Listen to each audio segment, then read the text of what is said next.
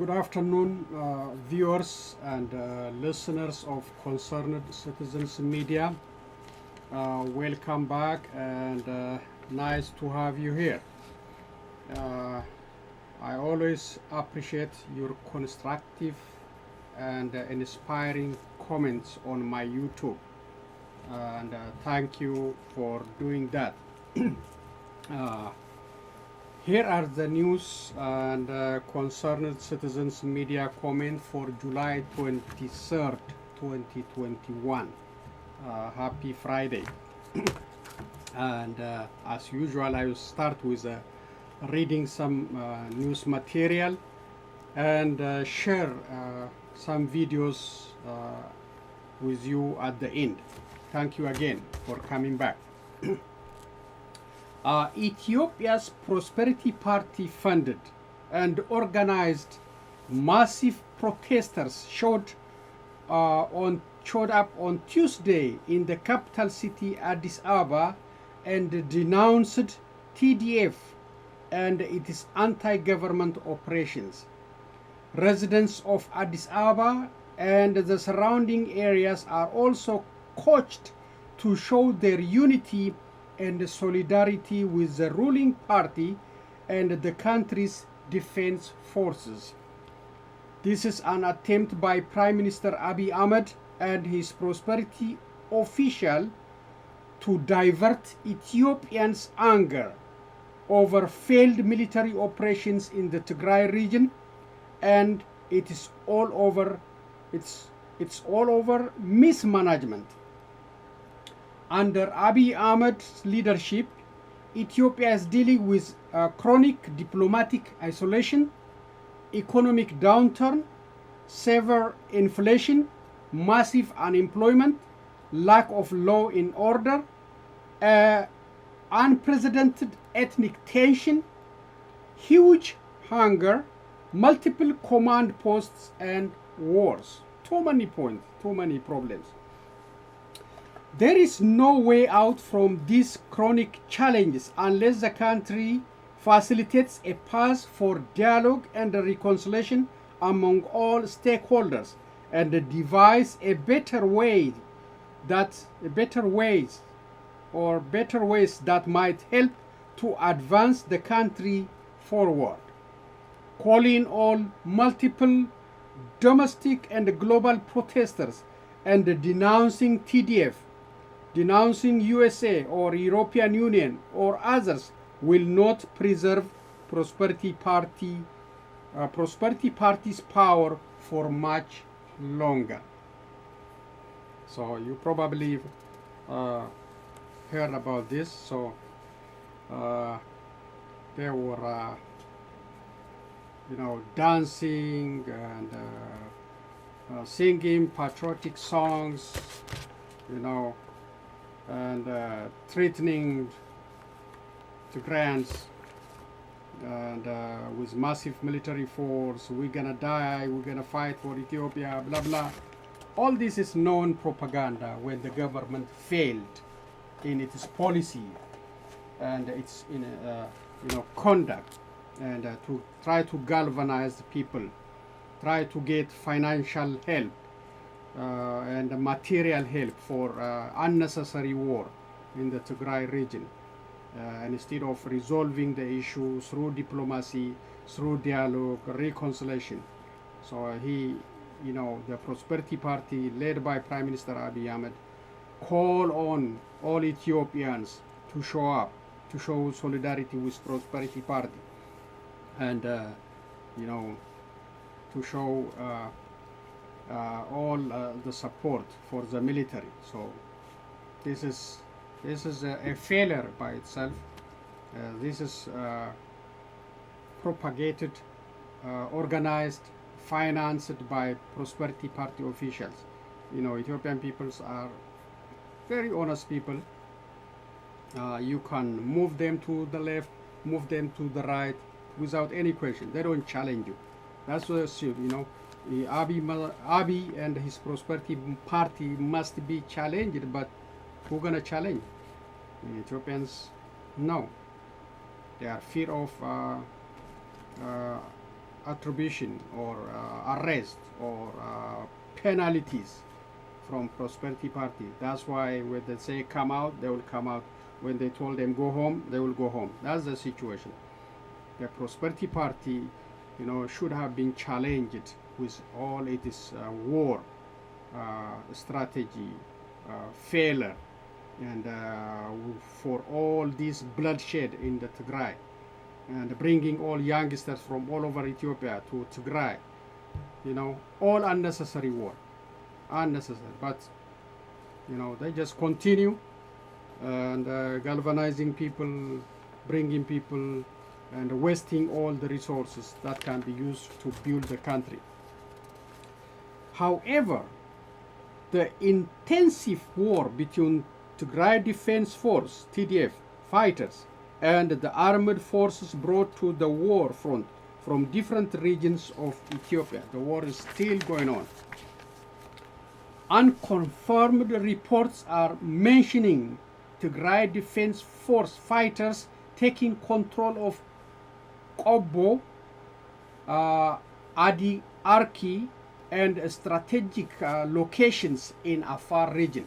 The war is expanding into Afar region now. So TDF is controlling some 4 or 3 districts in Afar region, and Kobo and Adi Arki. Also the Gondar mayor and officials declared, curfew in a fear of the operation may be coming to the city. So the situation is very tough. Additional independent reports are needed to confirm these TDF military victories, the Kobo, Adi Arki, and 4 districts in Afar region. So you need more, conclusive evidence to report. But I heard from some social media, TDF is, controlling Kobo, Adi Arki, and 4 or 3 districts in Afar region, and that is the situation. Ethiopia's main import and export hub is through Djibouti, and the Tigray Defense Force intensified the war in the Afar region to cut the line of communication, starve or choke Abiy Ahmed of supplies, and force him to surrender to public demands. So the TDF strategy now, moving to Afar, capturing some areas, like I said, 3-4 districts, moving to the border or the line between Djibouti and Afar, which is going to all the way to Addis Ababa. They want to cut that line. That's a very, very smart strategy. And if they are successful, that will be the end for Prime Minister Abiy Ahmed, all these prosperity officials. It will be the victory for all freedom lovers in Ethiopia if that happens. But they are working on it.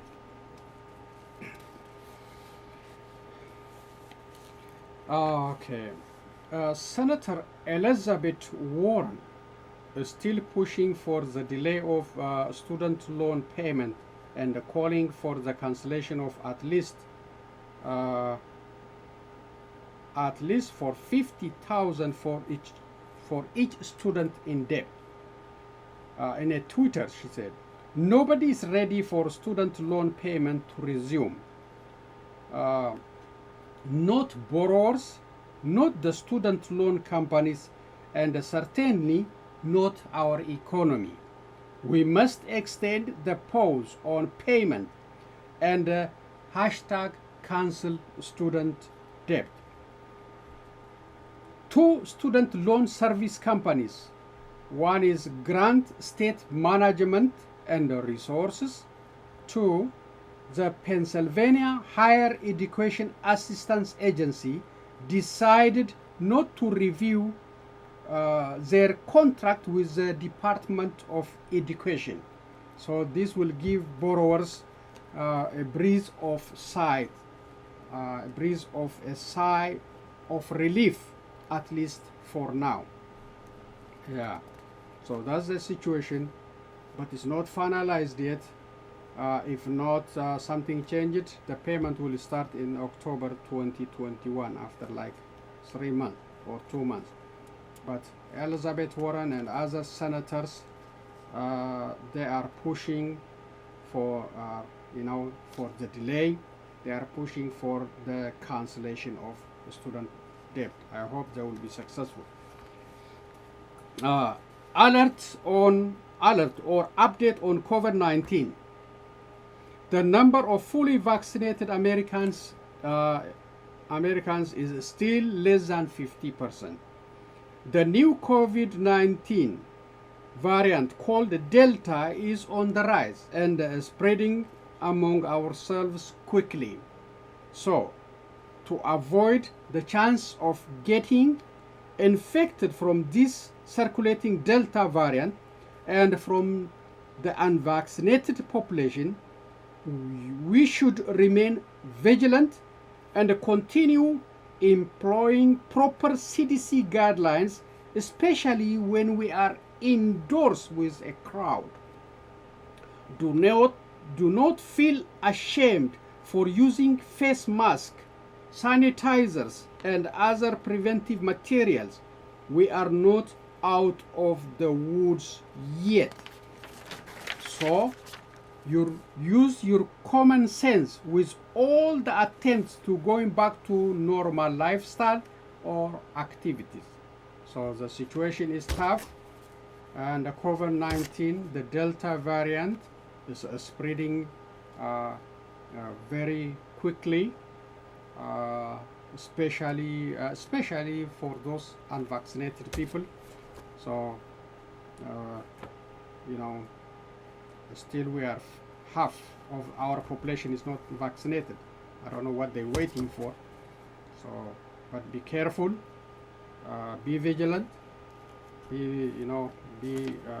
watch your surrounding, especially with unfamiliar crowd. Use face mask or other preventive, stuff to protect yourself. This is serious business. Luckily, we all got very good vaccine. We have the vaccines, but due to different conspiracy, people are still hesitating for so many other reasons. The other worlds don't have vaccinated. They are waiting, but we have it here. We have it, and even we are giving away. So Americans, you should, don't delay. Get vaccinated. You are fortunate. You are fortunate to have it, and it's not good to hesitate or to be confused with unnecessary conspiracies about this vaccine. It is safe. I myself did twice. So many, people did it. No big side effect. Minor pain will go away. So get it, please, so we can be go back to normal events with 100% confidence. Okay.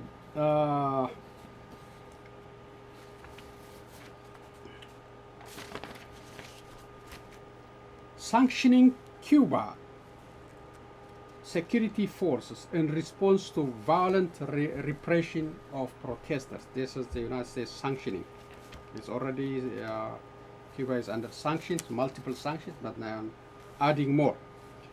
Starting on July 11, tens of thousands of Cubans in dozens of cities and towns throughout their country took to the streets to peacefully demand respect for their fundamental freedom and a better future. In response, the Cuban regime violently repressed the protesters, arrested hundreds of demonstrators simply for exercising their human rights of freedom of expression and peaceful assembly. The actions of Cuban security forces and the violent mobs mobilized by Cuban Communist Party First Secretary Miguel Diaz-Canel lay bare the regime's fear of its own people and unwillingness to meet their basic needs and aspirations. The United States is imposing sanctions on ministers of the Revolutionary Armed Forces of Cuba, Alvaro Lopez Mera, and the Cuban Ministry of the Interior Special National Brigade, or Bayonas Negras, Black Beret. Lopez Mera and the Special National Brigade have been involved in suppressing the protests, including through physical violence and intimidation. We take this action pursuant to Executive Order 13,818, which builds up and implements the Global Magnitsky Human Rights Accountability Act.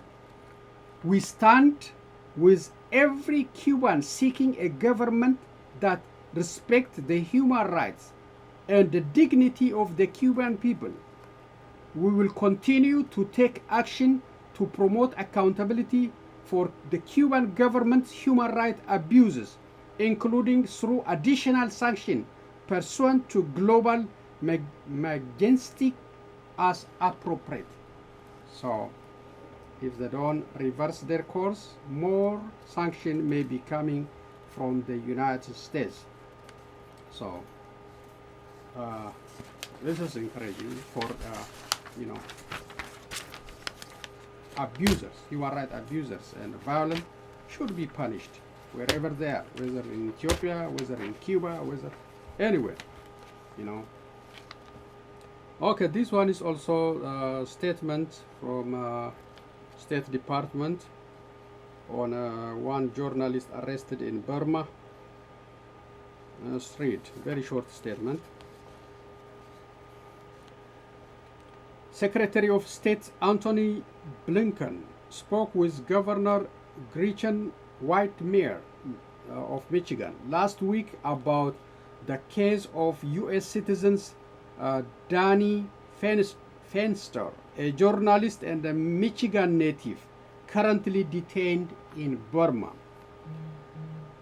Governor Whitmer expressed thanks for the State Department's continued commitment to secure Fenster's release. Secretary Blinken and Governor Whitmer also discussed Enbridge Energy Line 5, which crosses the United States border with Canada in Michigan, and the subject of litigation between the state of Michigan and Enbridge in USA domestic courts. Secretary Blinken noted that there is no formal bilateral process between the federal government of the United States and Canada concerning Line 5. So, talking about litigation concerning Line 5, energy transporting from Canada to United States. So, plus the journalists arrested in Burma.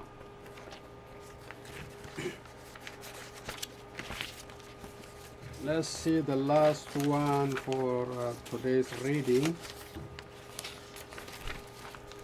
The last one is about the Oromo soccer, Oromo cultural show, Oromo music concert, and the various events coming up starting tomorrow, I think, in Minneapolis, Minnesota. Oromo Soccer Federation of North America, or OSFNA, OSFNA, is hosting its annual soccer tournament and other events from July 24 to July 31st, 2021 in the Twin City, Minnesota. The objective of such event is to bring all Oromos and friends of Oromos from all over the world and advance Oromos culture, solidarity, and the unity of all Oromos. Oromo cultural shows, musical concerts, and other community events are included beside the competitive soccer tournament. All of you are invited to join them and to show your love for the teams and for the Oromo community. Let's be there and cheer them up. So that starts tomorrow. It's gonna continue at least for 1 week. So let's show our love for soccer and Oromo cultural songs, cultural events, and other activities. Let's be there. So that's the end of the reading part. Thank you again. Let's share some videos and conclude today's presentation.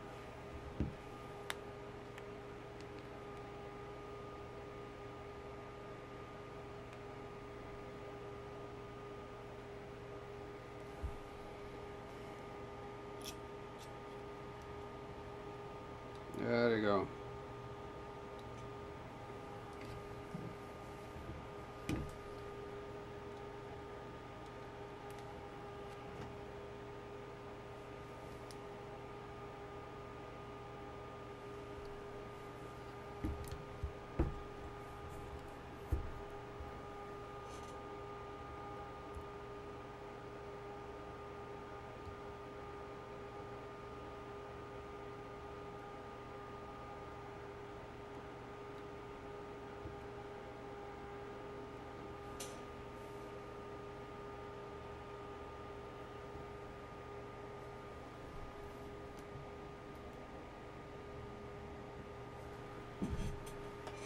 Alright, the first one is about Djibouti sending their soldiers to the border area, but Djibouti denied, but that's the report. Djibouti troops have reportedly moved towards the common border with Ethiopia in the north, in what is aimed at thwarting a possible threat by Tigray rebel forces. The rebels has been battling with Ethiopian National Defense Forces following the latter's operations in the Tigray region, which left thousands dead and hundreds of thousands displaced. ENDF was temporarily withdrawn from Tigray, but TDF accuses them of blocking supply routes to Tigray. According to sources, the Djibouti troops in the company of armored vehicles were sighted moving towards the common border with Ethiopia, something which could escalate the conflict in the Horn of Africa. The Djibouti troops, reports indicate, are keen to boost the defense of key road and rail links with Ethiopia. At least 95% of Ethiopia's cargo transits through this corridor from the port of Djibouti, which serves Addis Ababa for decades now. TDF has reportedly devised a new strategy, which will act as reprisal over Ethiopia's alleged intimidation of humanitarian assistance teams moving from south to Tigray. The ENDF is accused of erecting barriers, thus making it difficult for humanitarian teams to access Tigray. In the new strategy, multiple sources confirmed that TDF will try to take control of the road and a railway link to Djibouti, thus cutting supplies of goods to Addis Ababa. Ethiopia, being landlocked, entirely depends on the port of Djibouti for imports and exports. Every day there's something new happening at your local Hoods. If you've been thinking about replacing your floors or doors, Hoods has every type of... Okay, this is the Ethiopians demonstrating in Addis Ababa. But thousands of people turned up at Mescal Square, carrying placards that express their anger at Tigray's TPLF leadership and its forces that many here refer to as junta, in support of Prime Minister Abiy Ahmed's government and its federal army. For a long time, TPLF has brought division on the people, so we have to begin to forget about them, forget about the past, and be united behind them. And be united behind a defense force. This government has a lot of moral support. They need to take strong action against the junta that steals. Those who addressed the crowd had this to say. A few international media witnessed the junta's use children for war. They witnessed this but did not report it, and that shows their interest. It shows who they are. Above all, the intent is to support the juntas as they see Ethiopia bleed. Federal troops have withdrawn from Tigray, but the soldiers, Eritrean troops, and special forces from neighboring Amhara region have been accused by rights groups of committing crimes against civilians, including killings and rape. Those who came to this rally say they fully support the government in the ongoing Tigray conflict, but the situation there is dire. Fighting is still going on in some parts, drawing in security forces from other regions that were not previously involved in the fighting, and the UN and other aid agencies saying that they're struggling to get to the most vulnerable people in that region. There has been recent fighting between federal troops and regional forces from Oromo against Tigrayan fighters in areas bordering Tigray and Afar region. A World Food Program aid convoy was attacked on Sunday on the only remaining ground humanitarian corridor into Tigray. This is devastating to millions of people who desperately need help. Shortages of fuel and cash, as well as communications blackouts, are significantly hindering the resumption of the humanitarian response and preventing its scale-up. NGOs and UN agencies are running out of cash and are unable to pay staff or suppliers. Unless fuel, cash, supplies, and aid workers are able to enter Tigray in the coming days, some humanitarian programs will not be able to function. These are dangerous times in Ethiopia. All fighting sides are trying to control the narrative. Media access into Tigray is limited because of multiple national government and regional special forces checkpoints along the road and an airspace on the open for humanitarian flights. Catherine Son, Al Jazeera, Addis Ababa. Okay, this is the last video. It's the opening of Olympic 2021 in Japan, Tokyo, Japan.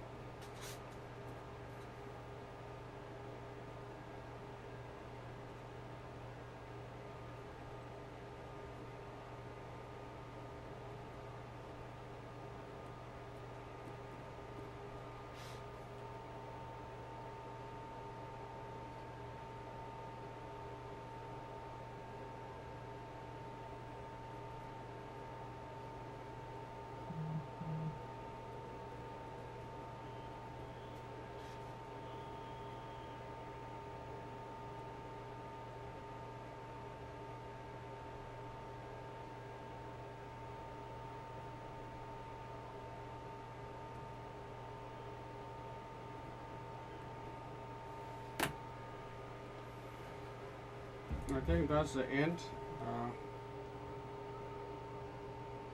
Maybe a little bit more left.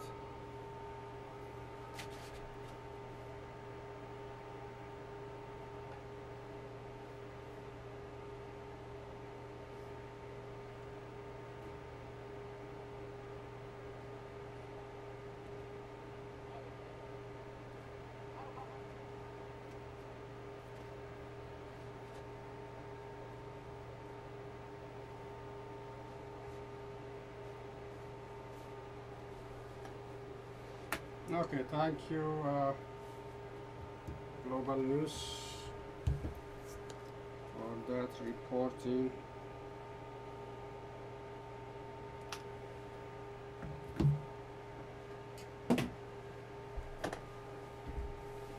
Okay, that's all I have for today, and you know, the TDF strategy is, as I said, very very encouraging to end the atrocities. All this, the command post, ethnic tension, all related with the Abiy Ahmed and the Prosperity Party leadership. Yeah, really, it will be the end. It will be the end of bloodshed if they control that line.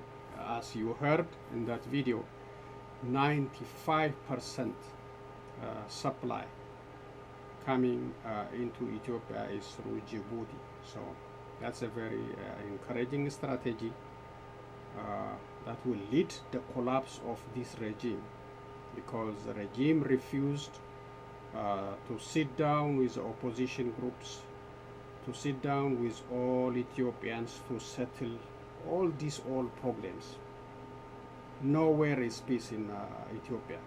Whether you go in Oromia, oil life is getting strength, you know, taking away some areas from Abiy Ahmed militia or federal army. They're getting strength. Benishangul, the same thing. And the Tigray, that's faster approaching to Addis Ababa. Really, they are faster. So that is the language Abiy Ahmed want to speak, and he's getting it. He's getting it. He believes in force. He you know, he don't want us settle. He changed. He's a Nobel Peace Prize winner accidentally, really. Before the world know what kind of person he is, they gave it away. He cheated the whole world. He cheated Ethiopians and the global community. We didn't know. He was a devil. He was a devil. He was a wolf in a sheep clothing.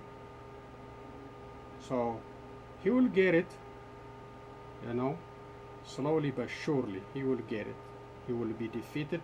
He will be removed. And Ethiopians will have a chance to form democratic government in the near future. So I will conclude by saying let's pray for it, and also let's join the Oromo Soccer Tournament and all the activities they have in Minnesota. Be there, and let's, you know, enjoy the coming together. Thank you, my listeners. I will be back with other news and comments.